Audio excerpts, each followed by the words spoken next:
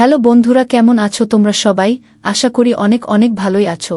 আর তোমাদের ভালোবাসায় আমিও অনেক ভালো আছি, কারণ তোমরা আমাকে যে পরিমাণে ভালোবাসা দিয়েছ এবং সাপোর্ট দিয়েছ তা আমি কোনোদিন ভুলতে পারবো না। তাই তোমাদেরকে মজা দেওয়ার জন্য আবারও একটি নতুন গল্প নিয়ে হাজির হলাম। গল্পটি শোনার মতো, আশা করি তোমাদের দাঁড়িয়ে যাবে এবং তোমরা হাতের কাজ করতে সবাই হেডফোন নিয়ে বসে যাও। যদি আমার গল্প শুনে মজা পাও তাহলে অবশ্যই আমার চ্যানেলটি সাবস্ক্রাইব করবে। তো চলো বন্ধুরা, আমরা কথা না বাড়িয়ে আসল গল্পে চলে যাই। একদিন আমার মাথায় অনেক যন্ত্রণা করছিল। আমার স্বামীর ছোট ভাই আমাকে বলল, বৌদি এসো একটু তেল দিয়ে দিই তোমার মাথায়। যখন আমার স্বামীর ছোট ভাই আমার মাথায় তেল দিয়ে দিল তখন আমি এত আরাম পেলাম যে সব রাত যেন আমার কোনো হুঁশই ছিল না। তারপরে আমি প্রত্যেক দিনই আমার স্বামীর ছোট ভাইকে দিয়ে আমার মাথায় তেল দিয়ে নিতাম। আর ওই দিন আমার শরীরে তেল পড়ছিল। পরের দিন আমি ক্যামেরা সেট করে আমার স্বামীর ছোট ভাইকে ডেকেছিলাম। যখন আমি সকালে উঠলাম তখন ক্যামেরায় দৃশ্য দেখে আমি তো অবাক হয়ে উঠলাম। আমার স্বামীর ছোট ভাই তো আমার সাথে। কখনো কখনো আমরা সম্পর্কের সীমানার খেয়াল রাখি না, আর এই কারণের জন্যই আমাদের অনেক ক্ষতি হয়ে যায়। প্রত্যেকটা সম্পর্কের একটা সীমা থাকে, আর যদি মানুষ ওই সীমা পার করে যায় তাহলে সেই সম্পর্ক তার জন্য সমস্যা হয়ে দাঁড়ায়। আমার সাথেও কিছু এইরকমই হতো। আমি একটা সম্বন্ধে আমার সীমারেখা পার হয়ে গিয়েছিলাম, আর এজন্যই আমার ভাগ্য খারাপ হয়ে দাঁড়িয়েছিল। যা কিছু আমার উপর দিয়ে বয়ে গিয়েছিল সেগুলো আমার পক্ষে ভুলে যাওয়া অনেক কঠিন ছিল।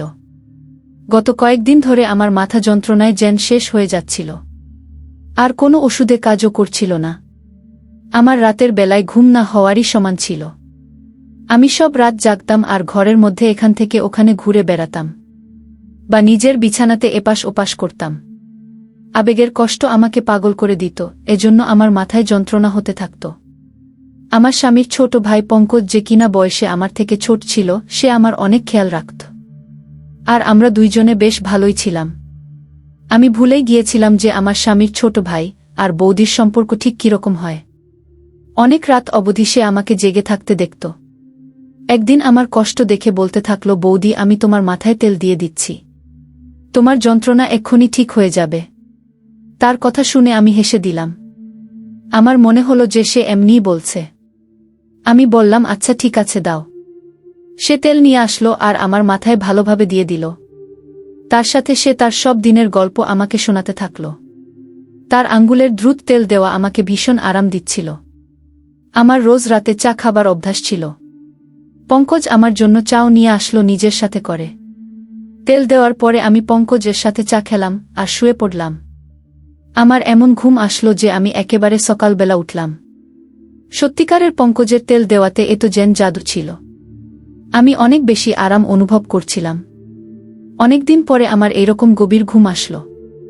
সকালবেলা উঠে যখন আমি গোসল করতে বাথরুমে গেলাম, আমি তখন অনেক অবাক হলাম যে আমার সব শরীরে কোথাও কোথাও তেল দেওয়া আছে। মনে হয় আমি ঘুমের মধ্যে নিজেই মাথার তেল এদিকে ওদিকে দিয়ে দিয়েছি। ঘুম হওয়ার কারণে আমার মাথার যন্ত্রণা চলে গিয়েছিল। এরপরে আমি দিন রাত কাজ করতে থাকলাম।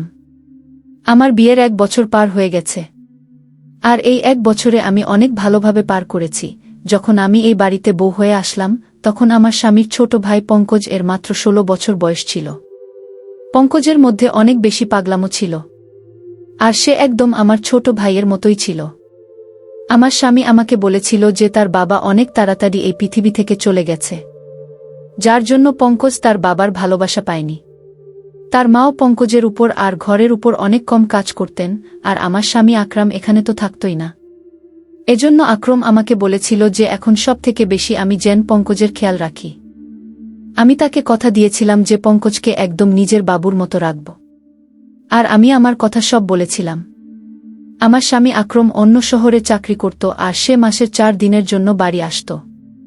বাকি সব মাসে আমি আমার স্বামীর ছোট ভাই পঙ্কজ আর আমার শাশুড়ির সাথেই কাটাতাম। পঙ্কজ এখন 17 বছরের ছেলে, যে কিনা বড় হয়ে গেছে। সে আমার থেকে বয়সে মাত্র 4 বছরই ছোট ছিল। সে কলেজ থেকে আসার পরে ও বৌদি বৌদি করে আমার আগে সামনে থাকত। আকরামের এখানে না থাকার কারণে আমার বড় ছোট সব কাজ পঙ্কজেরই দায়িত্বে ছিল। পঙ্কজ কলেজ থেকে আসার পরে আমার কাজ করে দিত, আর তারপরে আমারই সাথে সময় পার করত। পঙ্কজের সাথে থাকতে থাকতে আমি একটা বিষয় অনুভব করেছিলাম, যে সে আকরামকে পছন্দ করত না। এমনকি তার কথা উঠলেও সে সেখানে চুপ হয়ে যেত অথবা কথা পরিবর্তন করে দিত। আমি তার থেকে জানতে চাইতাম যে আকরামের থেকে তার কিসের সমস্যা, কিন্তু আমি কখনো এই প্রশ্নটা করতেই পারিনি। আকরামের মা সব দিন গ্রামে ঘুরে বেড়াতেন আর সন্ধ্যা হতেই বাড়ি এসে তাড়াতাড়ি শুয়ে পড়তেন। পরের দিন সকালবেলা আবার গ্রামে বেরিয়ে যেতেন। এজন্য আমার তার দিক থেকে কোনো সমস্যাই ছিল না। জীবন অনেক ভালোভাবেই পার হচ্ছিল। কিন্তু আকরামকে ছাড়া আমি সব রাত ঘুমাতেই পারতাম না, আর সব রাত আমি এপাশ ওপাশ করে পার করে দিতাম। আমি কখনো কখনো মন চাইত যে আমি নিজেই আকরাম এর কাছে চলে যাই, কিন্তু এখন এমনটা সম্ভব নয়। এজন্য আমার মাথায় মাঝে মধ্যেই ব্যথা হতো। পঙ্কজ জানত যে আমার মাথায় ব্যথা, এজন্য প্রথমে তো সে আমার জন্য ওষুধ নিয়ে আসত। কিন্তু একদিন হঠাৎ সে বলল যে, আপনি কতদিন আর ওষুধ খাবেন মাথা যন্ত্রণার জন্য? এর থেকে তো ভালো যে আমি আপনার মাথায় তেল দিয়ে দিই, আপনি অনেক আরাম পাবেন। আমি পঙ্কজকে বললাম, তেল দেওয়ার পরিবর্তে কিছুদিনের জন্য আমাকে নিজের দাদার কাছে পাঠিয়ে দাও, আমি নিজেই ঠিক হয়ে যাব। আমার কথা শুনে পঙ্কজ বলতে থাকল, যদি আপনি চলে যান তো আমার কি হবে? আমি তো আপনাকে ছাড়া থাকতেই পারি না। তার কথা শুনে আমি অনেক হাসতে থাকলাম। সে আমার সাথে এইভাবেই কথা বলতো। সত্যিই পঙ্কজের সাথে থেকে আমার একটা অভ্যাস হয়ে গিয়েছিল তার। আমরা দুইজনে মাঝে মধ্যেই ঘুরতে বাইরে চলে যেতাম। সে রাতের বেলা আমার জন্য আইসক্রিম নিয়ে আসত, আর আমরা দুইজন মিলে রাতে একসাথে ছবি দেখতাম। আমি পঙ্কজের সাথে কেনাকাটা করতে যেতাম। তখন সে আমাকে অনেক সুন্দর পোশাক কিনতে বলতো। ঘরের মধ্যে তো সে আমাকে পোশাক পরতে দিত না। আমি যখনই পোশাক নিয়ে কাজ করতাম তখন সে আমার থেকে পোশাক নিয়ে একদিকে ফেলে দিত। সে বলতো, আপনি এটা এত রুমের মধ্যে কি করে পরে কাজ করেন? সে প্রত্যেকটা কথায় আমার অনেক বেশি চিন্তা করত। সে হালকা রঙের পোশাক পরতে বেশি পছন্দ করত। এই জন্য আমি যখনই তার সাথে ঘুরতে যেতাম তখনই সে আমার জন্য হালকা রঙের পোশাক পছন্দ করত আর কেনাত। আর তার সেলাইও অনেক ভালোভাবে করিয়ে আনত। আমার পোশাকের বিষয়ে তার অনেক রুচি ছিল। আমি প্রায়ই তাকে বলতাম যে তার বউ তো যে তার স্বামী তাকে পছন্দমতো পোশাকের ডিজাইন বানিয়ে দেবে। আমার কথা শুনে সে বলতো যে, আপাতত আপনি অনেক সৌভাগ্যবতী যে আমি আপনার জন্য এত মেহনত করি। আর সত্যিই আমি অনেক সৌভাগ্যবতী ছিলাম, কেননা আমাকে সে কখনো কোনো কাজের জন্য না বলতো না। সে আমার অনেক পোশাকের ভালো করে ডিজাইন দেওয়া পোশাক বানাত। বড় বড় ডিজাইনও বানাত, যেগুলো মাঝে মধ্যেই আমার শরীরের নিচে পর্যন্ত চলে যেত। আর পোশাকগুলো ফিটিং হতো যে কখনো কখনো তো নিঃশ্বাস নিতেও আমার কষ্ট হতো। কিন্তু পঙ্কজ এরকম পোশাক অনেক পছন্দ করত। আমি ওকে আমার বাবুর মতো করে রাখতাম। এই জন্য কখনোই তার পছন্দের পোশাকগুলো পরার জন্য আমি না করতাম না। একটু গোলাপি রঙের জামাকাপড় পরে আমি একদিন রান্নাঘরে কাজ করছিলাম। অনেক বেশি গরম ছিল সেই দিন, আর আমার সব শরীর গরমে ভিজে যাচ্ছিল, যার জন্য আমার জামা কাপড়ে যেন আমাকে সব দেখা যাচ্ছিল। আর আমি পোশাক ছাড়া তাড়াতাড়ি খাবার তৈরিতেই মন দিয়েছিলাম। তাই হঠাৎই যখন সে চলে আসলো আর আমাকে দেখে বলতে থাকলো, আজকে তো আপনাকে অনেক সুন্দর দেখাচ্ছে। ওর এই কথায় আমি লজ্জা পেয়ে গেলাম, আর তাড়াতাড়ি আমার পোশাকটা খুঁজতে থাকতাম। তখনই সে বলতে থাকলো যে, আমি তো মজা করছিলাম বৌদি, আপনি আরাম করে নিজের কাজ করুন। আর সে রান্নাঘর থেকে চলে গেল। আকরাম যখন আমার সাথে দেখা করতে আসতো তখন ওই কদিন পঙ্কজ আমার সাথে অনেক কম কথা বলতো, আর সব দিন সে পড়ার মধ্যেই মন দিত। আকরাম অনেক খুশি হতো যে পঙ্কজ অনেক মেহনত করে পড়া করছে। আর আমিও ওই দিনগুলো আকরামের সাথে এতটা মজে থাকতাম যে পঙ্কজের পরিবর্তে হয়ে যাওয়া আমার চোখেই পড়ত না। আকরাম শুধুমাত্র 4 দিন আমার সাথে কাটিয়ে তারপর চলে যেত, আর তারপরে পঙ্কজ আবার আমার সাথে আগের মতোই ব্যবহার করত। সে আমার ব্যাপারে অনেক রাগ ছিল। সে চাইতো সে আমাকে যা খুশি বলুক। ওর এক বন্ধুর ভাইয়ের বিয়ে ছিল, আর সে আমার সাথে বলতো যে আমি যেন ওর সাথে যাই। প্রথমে তো আমি না বলে দিলাম, কিন্তু যখন দেখলাম যে সে দুঃখী হয়ে আছে তখন আমি সাথে সাথে হ্যাঁ বলে দিলাম। কিন্তু আমি এটাই ভাবছিলাম সে তার বন্ধুর ভাইয়ের বিয়েতে আমি গিয়ে কি করব। কিন্তু ওখানে গিয়ে আমি অনেক অবাক হলাম। ওর সব বন্ধুরা আমাকে অনেক ভালোভাবেই জানত, আর এমনভাবে আমার সাথে কথা বলছিল যেন আমরা অনেকবার দেখা করেছি। ওরা বলল, সব সময় পঙ্কজ আপনার কথাই বলতে থাকে, আর সে আপনার অনেক প্রশংসা করে।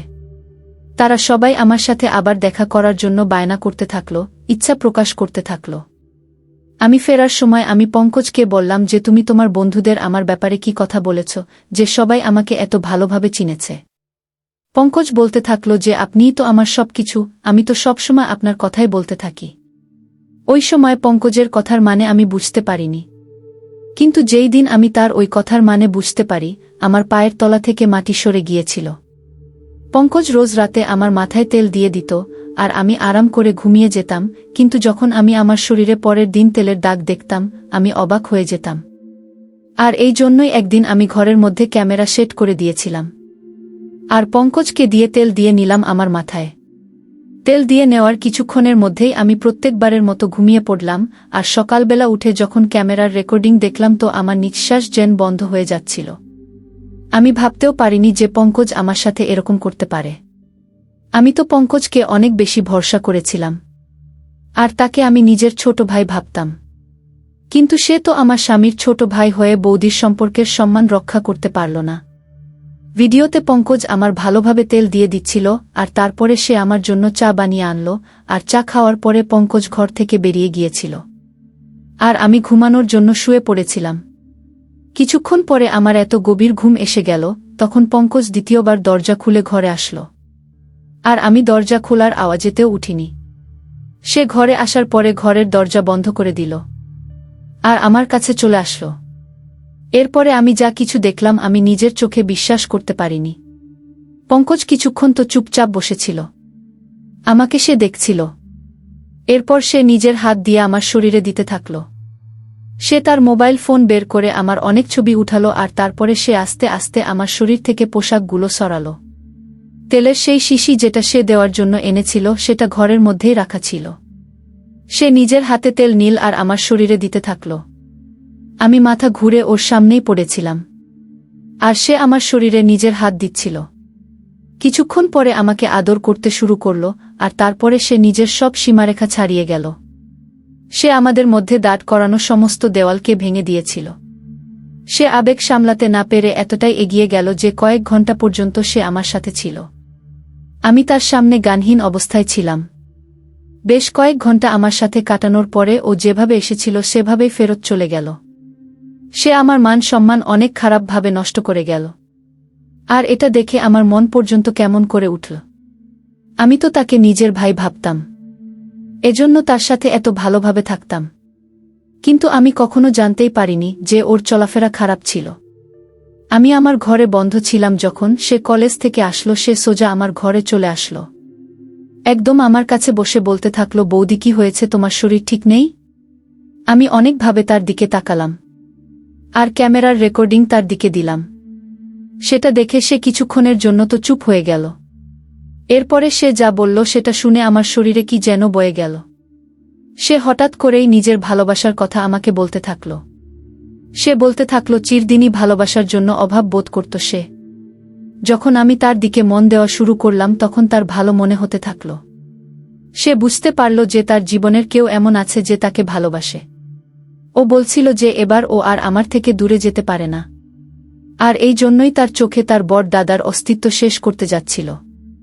যখনই আকরাম আসত সে নিজেকে ঘরের মধ্যে বন্ধ করে দিত, কেননা আমাদের দুইজনকে সে একসাথে দেখতে চাইত না।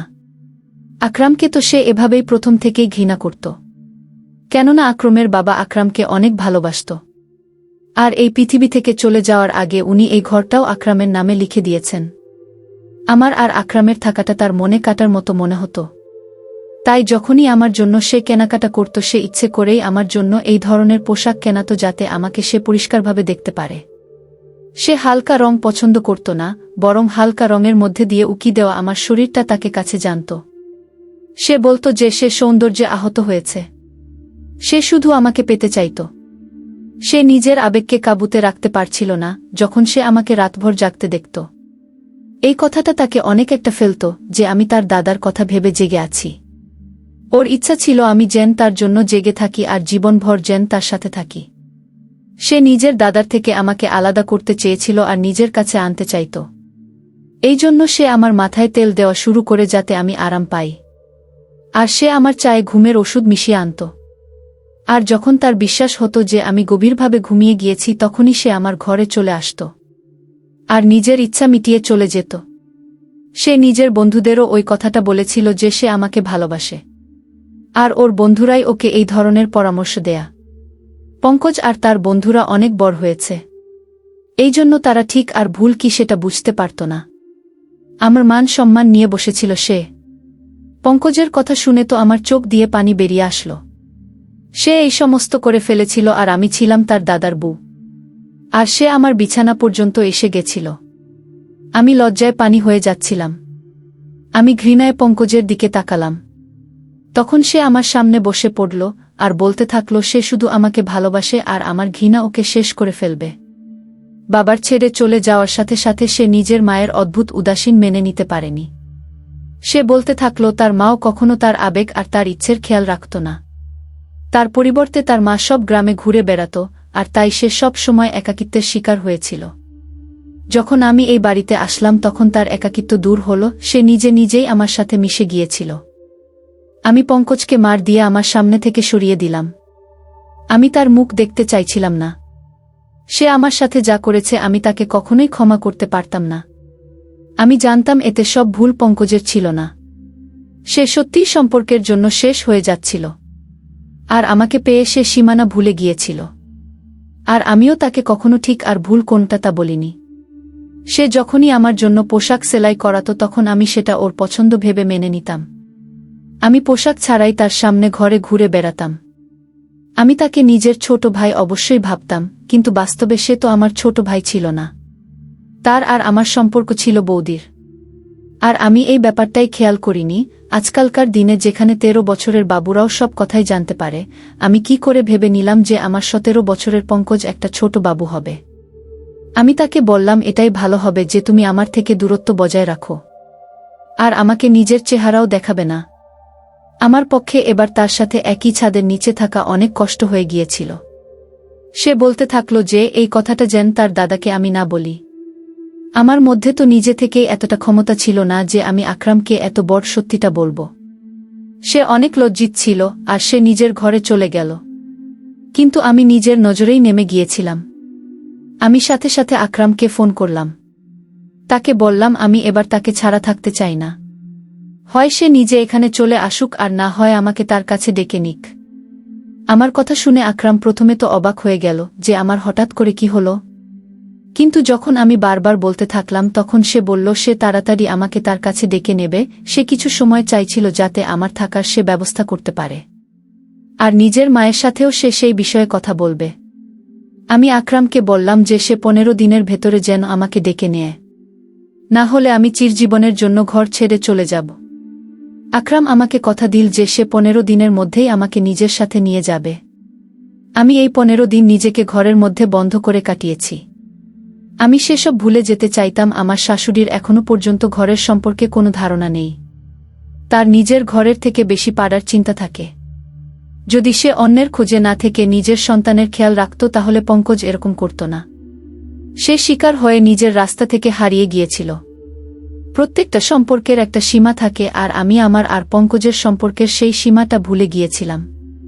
আর আজকে তারই ফল আমাকে মেনে নিতে হচ্ছে। আমি আমার সব পুরনো পোশাক ফেলে দিয়েছি। এইবার আমি বুঝতে পেরেছি যে আমি এই বাড়িতে একজন বাইরের মানুষের সাথে আছি, আর আমাকে নিজেকে এইবার থেকে আড়ালে রাখতে হবে। কখনো কখনো আমরা অনেক বিষয় ছোট ভেবে নিই, কিন্তু সেগুলো এতটাও ছোট হয় না যতটা চোখে মনে হয়। আজ আমি আমার পোশাকটার দামের কথা অনুভব করলাম যে সেটা কত দামি, যখন কিনা আমি প্রায় ধ্বংস হয়ে গিয়েছি। যারা এই গল্পটি শুনছেন আপনাদেরকে আমি এটাই বলতে চাই যে নিজেকে সাবধানে রাখুন। ধন্যবাদ বন্ধুরা গল্পটি শোনার জন্য।